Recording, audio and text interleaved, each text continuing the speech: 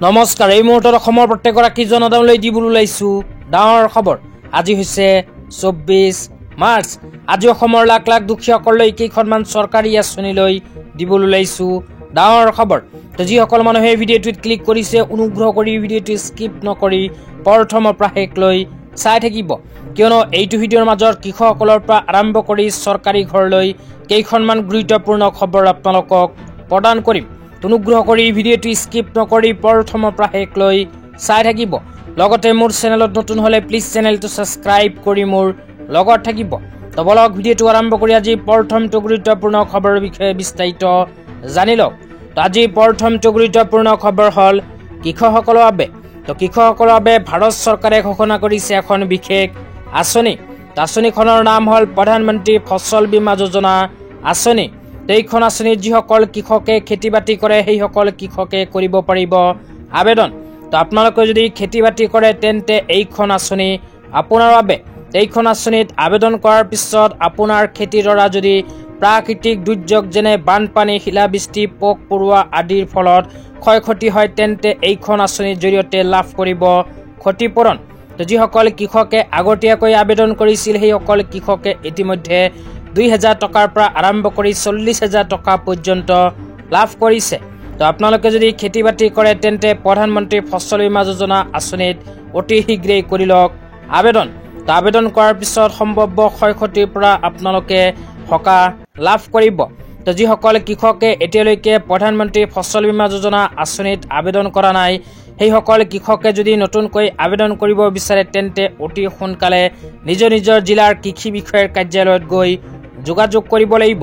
তো আপোনালোকে নিজৰ নিজৰ জিলাৰ কৃষি বিষয়াৰ কাৰ্যালয়ত গৈ এইখন আঁচনিত কৰিব পাৰিব আবেদন। তেতিয়া আপোনালোকক দিবলৈ ওলাইছো আজি দ্বিতীয়টো খুবেই গুৰুত্বপূৰ্ণ খবৰ। আজি দ্বিতীয়টো গুৰুত্বপূৰ্ণ খবৰ হ'ল অসম চৰকাৰে 2025-26 বিত্তীয় বৰ্ষৰ বাজেটত ঘোষণা কৰে এখন বিশেষ আঁচনিলৈ। আঁচনিখনৰ নাম হ'ল জীৱন প্ৰেৰণা আঁচনি। এইখন আঁচনিত কোনবোৰ মানুহে আবেদন কৰিব পাৰিব, আবেদন কৰাৰ পিছত কি লাভ হ'ব সবিশেষ জনাই দিছো। তো ইয়াতে লিখা আছে জীৱন প্ৰেৰণা আঁচনি। নিয়োগ প্ৰত্যাশী স্নাতক উত্তীৰ্ণ যুৱক যুৱতীলৈ অনুপ্ৰেৰণামূলক অনুদান। চৰকাৰী বিশ্ববিদ্যালয় বা মহাবিদ্যালয়ৰ পৰা উত্তীৰ্ণ স্নাতকলৈ মাহিলী 2,500 টকা প্ৰদান কৰিব অসম চৰকাৰে। তো যিসকল শিক্ষাৰ্থীয়ে চৰকাৰী বিশ্ববিদ্যালয় বা মহাবিদ্যালয়ৰ পৰা স্নাতকত উত্তীৰ্ণ হ'ব সেইসকল শিক্ষাৰ্থীক অসম চৰকাৰে প্ৰতিমাহে এইখন আঁচনিৰ জৰিয়তে 2,500 টকা প্ৰদান কৰিব। তাৰপিছত কোৱা হৈছে যোগ্যতাৰ চৰ্ত। যোগ্যতাৰ চৰ্তৰ ভিতৰত 1 নম্বৰত কোৱা হৈছে অসমৰ স্থায়ী বাসিন্দা হ'ব লাগিব। 2 নম্বৰত কোৱা হৈছে মুখ্যমন্ত্ৰী নিযুত মইনা আঁচনিৰ সুবিধা লাভ কৰা শিক্ষাৰ্থী হ'ব নালাগিব। এইখন যোগ্যতা থাকিলেই কৰিব পাৰিব আবেদন। তাৰপিছত কোৱা হৈছে এককালীন অনুদান। জিলা আয়ুক্তৰ পৰামৰ্শ অনুসৰি মাহিলী 2,500 টকাৰ পৰিৱৰ্তে এককালীনভাৱে শিক্ষাৰ্থীসকলক অসম চৰকাৰে 25,000 টকাৰ আৰ্থিক অনুদান প্ৰদান কৰিব।